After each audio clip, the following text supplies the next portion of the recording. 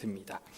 우리 지난번 수요일 날 모세의 죽음에 대해서 우리가 설교를 들었습니다. 제가 그래서 이 다음 내용을 하면 되겠다라고 본문을 생각을 하고 결정을 했는데 보니까 너무 유명한 여호수아의 말씀이더라고요. 우리 아마 어렸을 때부터 다 한 번씩 들어갔고 이거 수도 없이 들었던 말씀이라는 거. 근데 이미 본문을 결정을 했으니까 이걸 어떻게 해야 되나 이렇게 고민을 하다가 좀 시각을 좀 달리 해갖고 한번 봐야겠다라는 생각으로 본문을 좀 준비를 했습니다. 두 가지 질문을 가지고 제가 사실은 이 본문 첫 번째 질문은 우리 아이들에게 했던 내용이기도 하거든요. 그래서 두 가지 질문을 가지고 여호수아 1장 1절과 그 뒤에 있는 말씀이 우리에게 무엇을 이야기하고 싶어 하는지를 좀 살펴볼까 합니다. 두 가지 질문이에요. 첫 번째 질문은 왜 여호수아가 선택받았는가입니다. 우리가 지난주에도 들었고 또 성경을 읽어 내려가시는 분들은 잘 아시는 것처럼 출애굽 1세대 혹은 광야 1세대라고 하는 사람들은 약속의 땅에 들어가지 못하고 전부 광야에서 죽게 됩니다. 근데 딱 두 사람만 들어가죠. 그게 첫 번째가 여호수아고 다른 한 사람이 바로 갈렙이었습니다. 그럼 이런 질문을 할 수 있을 것 같아요. 왜 갈렙이 아니라 여호수아입니까? 이 질문을 조금 더 우리한테 와닿게끔 질문을 바꿔보자면 이렇게 할 수 있을 것 같습니다. 하나님이 쓰시는, 하나님이 선택하시는 사람의 조건은 무엇인가? 이렇게 우리가 볼 수 있습니다. 우선 여러분, 여호수아라고 하는 이 이름은 아말렉과의 전투에서 가장 먼저 등장을 합니다. 어떤 분들은 무명의 장수로부터 시작했다라고 하는데 제가 성경을 이번에 참 많이 읽었거든요. 일부러 가만히 보니까 무명의 장수라기보다는 이미 모세에 어느 정도 눈에 들어왔던 것 같습니다. 그래서 그 이름이 아말렉 전투에서 가장 먼저 등장을 하고요. 그 다음 모세가 시내산에 올라갈 때 십계명을 이제 받을 때 모든 이스라엘 백성들을 뒤로 하고 딱 한 명만 데려가는데 그게 여호수아였습니다. 이렇게 여호수아가 이제 두 번 등장을 하는 거죠. 그러면 이스라엘 백성들 입장에서는 모세가 여호수아를 참 많이 아낀다 이렇게 평가를 내릴 수 있을 것 같아요. 그런데 요거 가지고서는 여호수아가 모세의 후계자다라고 이야기할 수 있을 만한 근거는 좀 없는 것 같아요. 그래서 그런지 성경을 쭉 읽다 보면 갑자기 어느 날 하나님이 등장을 하십니다. 여러분 잘 아시는 것처럼 구약에서는 이렇게 성경이 주어진 거랑 좀 달리 구약에서는 하나님이 갑자기 어느 날 이제 등장을 하시는데 그때마다 꼭 사건이 있죠. 어느 날 갑자기 하나님께서 등장하시더니만 모세에게 이런 얘기를 합니다. 각 지파에서 한 사람을 뽑아서 가나안 땅을 정탐하라. 이게 우리가 잘 알고 있는 가나안 정탐 사건이죠. 그래서 이제 각 지파에서 한 사람씩 이제 뽑습니다. 일단 유다 지파에서는 갈렙이 뽑히고요. 에브라임 지파에서는 여호수아가 뽑힙니다. 자, 그런데 성경을 보면 에브라임 지파에서 여호수아가 뽑혔다가 아니라 에브라임 지파에서 호세아가 뽑혔다고 기록이 되어 있습니다. 왜 그렇죠? 여호수아의 본명이 호세아이기 때문입니다. 자, 호세아의 이름의 뜻은 구원과 구출이라는 그 의미를 갖고 있습니다. 그러니까 이런 거겠죠. 출애굽하기 전에 이집트에서 노예로 살아가던 그때에 눈이라고 하는 사람에게 아들이 한 명 태어났는데 그의 이름은 호세아. 그때 이스라엘 백성들은 아마 꿈이 자유, 해방, 구원이었을 거예요. 그래서 호세아라고 지었던 것 같아요. 그런가 하면 이 호세아라고 하는 이 이름은 그 뜻은 예수라고 하는 이름이 갖고 있는 뜻과 같습니다. 근데 예수라고 하는 이 이름은 굉장히 흔한 이름이죠. 우리가 동사무소에 가면 볼 수 있는 홍길동, 철이 영수 이런 이름이잖아요. 그래서 이제 호세아라는 이름에는 큰 뜻이 없어요. 그냥 구원, 구출 요 정도입니다. 근데 정탐하러 가기 전에 모세가 요거를 보고 이름을 바꿔줍니다. 구약에서 하나님을 뜻할 때 야훼라는 이름이 있는데 이 야자나 여자나 같다고 얘기를 해요. 그래서 여자를 붙이면 이제 이름의 뜻이 하나님이 구출한다로 바뀝니다. 하나님이 구원하신다. 그래서 여호세아. 그래서 이렇게 발음이 막 이렇게 바뀌어서 여호수아가 됐다고 합니다. 자, 이름이 바뀌었어요. 여호수아 그리고 갈렙 그리고 나머지 이름 기억할 필요 없는 10명이 함께 정탐하러 떠나갔다가 다시 돌아옵니다. 그러고 가서 먼저 10명이 이야기를 하죠. 그 땅 너무 크다. 그리고 안악 자손들, 거인들이잖아요. 이 사람과 싸울 때는 우리는 죽을 수밖에 없다. 그냥 광야에 있자 이런 얘기를 해요. 불평불만을 터뜨리는 거죠. 사실 우리가 이거를 선입견을 갖고 보면은 10명 잘못했다 이렇게 얘기할 수 있는데 여러분 생각을 한번 해보세요. 안악 자손의 평균 키가 2m 30에서 2m 80입니다. 싸워서 이길 수 있겠습니까? 제가 이제 운동을 좋아해갖고 이제 머리부터 발끝까지 다 다쳤잖아요. 머리 한번 깨지고 눈 한번 깨지고 무릎 나가고. 근데 요즘 이제 친구들이 3대 500이라고 해갖고 벤치프레스, 스쿼트, 그 다음에 데드리프트 이 세 가지를 합니다. 벤치프레스는 누워서 이제 드는 가슴 운동을 뜻하고요. 스쿼트는 앉았다 일어났다 허벅지 근육이고, 데드리프트는 이제 후면 사슬 있고 뒤에 근육을 얘기를 해요. 근데 보통 3대 500을 치려면 최소 몸무게가 75kg가 돼야 돼요. 제가 3대 500을 칠 때 몸무게가 82kg였습니다. 지금 몸무게 62kg입니다. 벤치프레스 제가 한 6개월 전에 한번 들어보니까 95kg까지 드는 문제가 엉덩이가 떠요. 엉덩이가 뜬다는 건 자세가 망가졌다는 거고, 잘못하면 허리가 나갈 수 있다는 거예요. 근데 여러분, 키가 크면 몸무게가 많이 나가죠. 예전에 제가 레슬링하고 복싱을 하는데 그 5kg만 더 나가도 이게 약간 마우스피스가 빠지려고 해요. 엄청 셉니다. 근데 지금 안학자선들의 키가 평균 2m 50이에요. 2m 30에서 80. 요번에 프랑스 올림픽 농구 대표, 남자 농구 대표 제일 키가 큰 사람 중 한 사람이 2m 20 몇인가? 거의 2m 30에 가깝거든요. 제자리에서 뒤꿈치를 들면은 농구 림을 잡아요. 그 사람하고 싸워야 돼요. 그러니까 이게 눈으로 볼 때 우리가 싸울 수 없는 거죠. 제가 실제로 몇 번 한 90kg 정도 되고 100kg 되는 친구들하고 스파링을 몇 번 해봤는데 거의 죽습니다. 그러니까 이건 게임이 안 되는 거예요. 그러니까 당연한 고백이었는데 한 가지 놓친 게 뭐냐면, 아브라함 때부터 하나님이 주시겠다고 한 하나님의 신실한 약속을 이 사람들이 놓친 거죠. 눈에 보이는 것 때문에. 그렇게 불평불만을 터뜨리고 있을 때 뒤에서 그 이야기를 듣고 있던 한 사람이 손을 들어서 아니라고, 하나님이 우리에게 주셨다고, 그들은 우리의 밥이다라고 얘기를 합니다. 그게 누구죠? 갈렙입니다. 제가 이게 기억나는 이유 중 하나가, 오래전에 고등부 수련회 갈 때 남자 여자 합해서 한 50명 정도 됐는데, 요 말씀, 그들은 우리의 밥이다라고 하는 것을 여름 수련회 티셔츠 뒤에다가 한글로 딱 적어놨어요. 그들은 우리의 밥이다. 앞에다가도 그들은 우리의 밥이다. 이거 한번 했더니만 애들이 불평이 굉장히 많아요. 다른 교회 애들이 막 다 쳐다보고 막 놀린다고, 뭐 우리가 밥이야 막 이러면서. 근데 아무튼 갈렙이 그런 이야기를 합니다. 그래서 분위기를 바꾸려고 하죠. 그러자 이스라엘 백성들이 어떻게 하죠? 돌을 들어서 갈렙을 죽이려고 합니다. 이 과정 속에서 모세가 이런 표현을 써요. 갈렙은 내 뜻을 온전히 수행하는 자였다. 자, 여기서 제가 말씀을 준비하는데, 오늘 아침에 오늘 점심에 교회를 오는데 우연히 라디오에서 구약을 가리키는 차준희 교수님이 이 부분을 해석한 걸 들었어요. 근데 그분이 이런 얘기를 하시더라고요. 아주 흥미로운 해석인데, 이 가나안 정탐 해석을 기준으로 모세는 여호수아하고 갈렙 가운데 누구를 후계자로 삼아야 할지를 결정했다라고 해요. 갈렙을 향해서 모세가 이렇게 얘기했죠. 그는 내 뜻을 온전히 행했던 사람이다. 그러면 이제 마음이 어디에 있다는 거죠? 여호수아가 아니라 갈렙에게 있다는 겁니다. 그러면서 이야기하기를, 성경에 그 다음부터는 갈렙의 이름이 먼저 나오고 그 다음에 여호수아 이름이 나온대요. 계속 그렇게 나온대요. 여러분, 구약에서는 순서가 굉장히 중요한 거 아시죠? 그러니까 이런 거예요. 갈렙은 하나님 뜻을 신실하게 행했다. 여호수아도 그랬다. 갈렙은 진취적으로 나가서 하나님 뜻을 이루려고 했다. 여호수아도 그랬다. 이렇게 되는 거예요. 그러니까 이게 어느 정도 차준희 교수님의 해석이 맞다고 볼 수 있습니다. 근데 문제가 있죠. 우리가 정답을 다 알고 있는 것처럼 갈렙이 아니라 여호수아가 제2의 모세, 후계자가 됐습니다. 그럼 중간에 무슨 문제가 있다는 거죠. 그래서 성경을 쭉 읽어보니까 지난주 우리 수요 예배 때도 잠깐 언급되었던 무리바 사건이 있어요. 여러분, 모세는 약속의 땅에 들어가지 못합니다. 그렇죠? 약속의 땅에 들어가지 못한다는 것을 모세가 알고 나서 뭘 하냐면 하나님께 이렇게 기도해요. 이 백성들 목자 없는 양처럼 살지 않게 해주세요. 근데 그 얘기를 하자마자 곧바로 성경에서 하나님이 이런 얘기를 합니다. 여호수아다. 그러면서 성경에 뭐라고 기록이 되어 있냐면 여호와의 영이 그에게 있다라고 얘기를 합니다. 여러분, 구약에서는 여호와의 영이라는 표현이 굉장히 중요합니다. 우리가 보통 모세 오경이라고 하는 거, 모세가 적었다고 하면 5권의 책, 창세기, 출애굽기, 레위기, 민수기, 신명기, 이 5권에서 여호와의 영이 임했다라고 하는 이 표현이 기록된 사람은 딱 5명이에요. 근데 그중 한 사람이 누구냐면 여호수아입니다. 그때부터 모세는 여호수아를 훈련시켜요.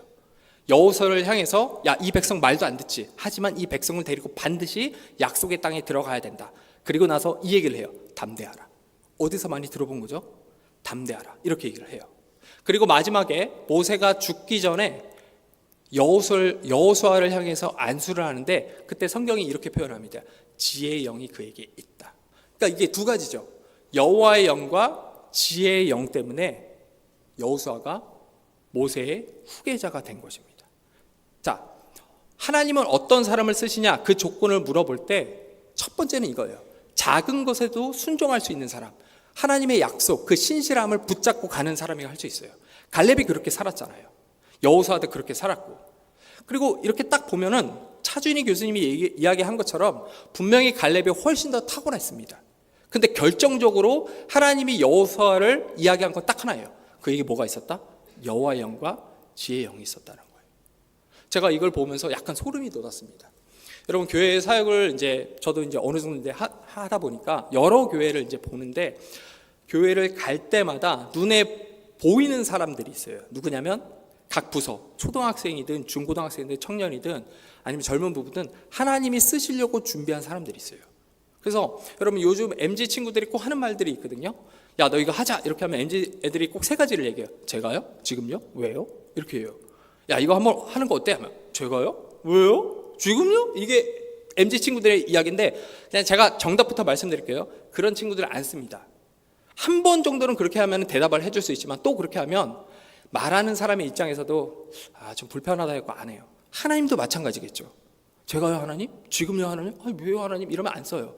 그러니까 기본적으로 네 알겠습니다, 순종하겠습니다를 쓰는데, 그 기준이 뭐냐면 작은 것도 큰 것처럼 여기면서 순종하는 사람들이에요. 근데 그것만이 아니라 또 하나가 붙는데, 그게 여호와의 영인데, 여러분 교회에서 사역을 하다 보면요, 항상 하나님이 준비한 사람들이 있더라고요. 저도 한 3번 정도 경험을 했습니다. 한 곳에서는 중학교 1학년, 2학년 여자아이들이 굉장히 잘하는 거예요. 작은 교회였는데 교회 행정하고 찬양팀을 이 두 친구, 중학교 애들이 만들었어요. 교회 행정을. 그 다음에는 남자아이 1명하고 여자아이 1명이었는데, 남자아이가 ADHD 증후군하고 그 약간 우울증이 있어서 초등학교 1학년 때부터 개인 심리 상담을 받았던 친구예요. 근데 너무 잘해요. 공부도 잘하고. 그리고 병이 있는지 그걸 잘 느낄 수가 없을 정도예요. 무조건 하자 그러면 일단 해보겠습니다. 그러니까 사역을 하는 제 입장에서도 너무 감사한 일이죠. 근데 또 다른 친구도 있는 거예요. 그러니까 제 고민이 이런 거죠. 1명이든 2명이든 3명이든 기도를 할 때 하나님께서 원하는 사람을 이번에 리더로, 회장으로 세워주십시오라고 하는데, 진짜 하나님은 누구를 원할까? 이런 고민이 있었거든요. 근데 이번에 말씀을 준비하다 보니까 정확하게 나오더라고요. 여호와의 영과 약간 실력이 부족했어요. 그럼에도 불구하고 그가 후계자가 된 이유는 딱 하나죠. 우리 식대로 얘기하면 하나님과 친밀한 사람, 누가 시키지 않아도 하나님께 나아가서 자신의 삶을 드리려고 했던 소위 성령 충만한 사람이죠. 그 사람을 누가 뽑아요? 하나님이 뽑는 겁니다. 그런데 여러분, 여호수아 입장에서도 사실 당황스럽긴 합니다. 그가 비록 후계자로 뽑혔지만 문제는 그가 지금까지 봐왔던 이스라엘 백성들이 어떤 사람들이죠? 툭하면 돌을 들어서 죽이려고 하고, 툭하면 광야에서 죽자 그러고, 툭하면 이집트로 돌아가자라고 했던 말 안 듣는 백성들이었어요. 근데 그 백성들을 데리고 가야 돼요. 문제는 데리고 가는 그 과정 속에서 거짓말 조금 보태갖고 1000년에 한 번 나올까 말까 한 리더였던 모세가 죽어버립니다. 근데 또 하나의 문제는 뭐예요? 평균 키 2m 50, 평균 키 2m 30에서 80 정도 되는 사람들하고 싸워야 돼요. 내 앞을 보니까 모세가 죽었어요. 내 뒤를 보니까 전쟁을 치러야 되는데 나보다 적어도 2배예요. 몸무게 3배, 키 2배. 끝장나는 겁니다. 이걸 저는 목회자니까 제 입장에서 설명하면 이렇게 얘기할 수 있을 것 같아요. 저도 외부 사역을 종종 다니지만 그 큰 집회 같은 것들은 잘 안 갔거든요. 부담스럽기도 하고. 근데 예를 드는 겁니다. 어느 날 전화가 왔어요. 그러더니만 이번에 집회를 하는데 40대 목회자 중 저를 뽑은 거예요. 그래서 설교 좀 해달라고. 그럼 보통 이렇게 얘기하거든요. 형식상 기도하고 스케줄 점검하고 말씀드리겠습니다. 대부분 안 간다고 얘기하지 않고 무조건 갑니다. 가는데 예를 드는 겁니다. 그날이 와서 가려고 하는데 갑자기 집 앞에 검은색 밴이 도착을 한 거예요. 뭔가 이상하죠? 어느 노래 가사말처럼 슬픈 예감은 틀린 적이 없는 것처럼 밴을 딱 탔는데 교회로 가지 않고 잠실 주 경기장으로 가는 겁니다. 너무 이상해요. 그래서 딱 보니까 순서지를 좀 달라고 해서 딱 보니까 첫 번째 설교가 성태근 목사님인 거예요. 그리고 두 번째가 저예요. 그리고 세 번째가 유기성 목사님이고 마지막에 또 이제 큰 교회 목사님이 마무리를 한대요. 그럼 여러분, 제가 그 앞뒤에 이제 큰 거인들이라고 할 수 있는 설교자 앞에서 제가 할 수 있는 게 뭐가 있습니까? 아무것도 없어요. 그냥 회개밖에 없어요. 저는 주님 죄인입니다. 제가 무슨 부귀 영화를 누리겠다고 설교를 하겠습니까? 이게 여러분 여호수아의 마음이었어요. 그때 여러분 하나님께서 뭐라고 얘기하시죠? 강하고 담대하라고 얘기하십니다. 근데 제가 말씀을 가만히 묵상해 보니까 이건 단순히 야, 멘탈 잡아, 이제부터 전쟁이야, 멘탈 잡아야 돼, 이게 아니에요. 여러분, 지금 여호수아가 듣고 싶었던 한 사람의 목소리, 보고 싶었던 한 사람이 있다면 자기의 롤 모델이었던 아마 모세였을 거예요. 하나님이 그걸 아셨던 거예요. 그래서 뭐라고 얘기하냐면 평소 모세가 여호수아에게 얘기했던 말, 담대하라, 이 얘기를 하시는 거예요. 담대하라. 여러분, 교회에서 사역을 할 때 보통 목회자가 얘기해도 안 듣는 거, 우리 중고등부 애들이나 청년들 보면 목회자가 얘기해도 죽어도 안 듣거든요. 근데 누가 얘기하면 딱 듣는 경우가 있습니다. 누구냐면 자기가 좋아하는, 자기가 존경하는 언니, 형, 오빠가 얘기하면. 왜냐면 어릴 때는요, 형, 오빠, 언니들이 교회에 있어서 나한테 롤모델이거든요. 저도 교회 죽어라 안 다녔다가 다시 교회로 돌아가는 계기 중 하나가, 제가 정말 좋아하는 형이 야, 교회 가야지, 딱 이 한마디에 어디? 하고 쫓아갔어요. 지금 여호수아가 하나님의 말씀에도 잘 안 들려요. 그에게 가장 힘이 되고 그를 이끌어줄 수 있는 사람은 모세밖에 없어요. 근데 지금 모세가 죽었죠. 근데 하나님이 그 마음을 아신 거예요. 그래서 모세가 평소 여호수아에게 했던 말, 담대하라, 한 마리 더 붙여서 강하고 담대하라고 얘기한 거죠. 여러분, 여호수아는 어땠을까요? 제가 볼 때 여호수아가 그 얘기를 들으면서 모세를 떠올랐을 것 같아요. 아, 그래, 맞아, 모세가 있었으면 나한테 이렇게 얘기했겠지. 여러분, 하나님께서 선택하시는 사람은, 하나님이 쓰시고자 하는 사람은 딱 하나예요. 그 안에 여호와의 영이 임한 거, 성령이 충만한 사람입니다. 여러분, 두 번째로 이 전쟁을 치르기 전에 하나님이 이런 얘기를 하십니다. 율법을 지켜라, 강하고 담대하라, 이 얘기를 하시는데 그 다음에 율법을 지키라고 이야기하는 겁니다. 왜 그럴까요, 여러분? 우선 여러분, 이 전쟁은 여호수아와 이스라엘에게 속한 것 이전에 이 전쟁은 하나님에게 속한 것입니다. 여러분, 구약 성경을 보면 한 가지 패턴이 있습니다. 이스라엘 백성들이 율법을 지킬 때, 안 지킬 때 한 가지 패턴이 드러나요. 이스라엘 백성들이 율법을 지키면서 순종할 때는 하나님이 이스라엘 백성들을 대신해서 싸우십니다. 근데 불순종을 하면, 이번에 우리 오후 예배 때 들었던 것처럼 이스라엘 백성들이, 유다 백성이 이제 썩은 동화촌인 이집트 이걸 잡잖아요. 그런 것처럼 불순종을 하면 하나님께서는 이방 민족을 일으켜서 이스라엘 백성을 치십니다. 그런데 여러분, 이 칠 때마다 꼭 하나님이 하시는 말씀이 있어요. 그게 뭐죠? 돌아오라는 겁니다. 다시 얘기하면 하나님의 율법을 지킨다라고 하는 것은 내 마음을 하나님께 드리겠다는 거예요. 그래서 신약 성경을 보면 나를 사랑하는 자가 계명을 지킨다라고 되어 있습니다. 여러분, 사랑이라고 하는 것은 내 마음을 줬다는 걸 뜻해요. 내가 율법을 지킨다는 것은 하나님께 내 마음을 드렸다는 걸 뜻하죠. 내 마음을 하나님께 드리면 하나님이 나를 위해 싸우시는 거예요. 우리가 여호수아의 말씀 맨 마지막 부분을 보면 이제 알 수 있듯이, 여러분, 여호수아는 하나님의 율법을 잘 지켰던 사람입니다. 그래서 마지막 고별 설교를 할 때 나와 내 집은 여호와를 섬겼다, 너희도 섬길래? 이런 얘기를 해요. 그러자 여호수아가 지금까지 어떻게 살아왔는지를 지켜봤던 이스라엘 백성들은 우리도 그렇게 하겠습니다라고 얘기를 합니다.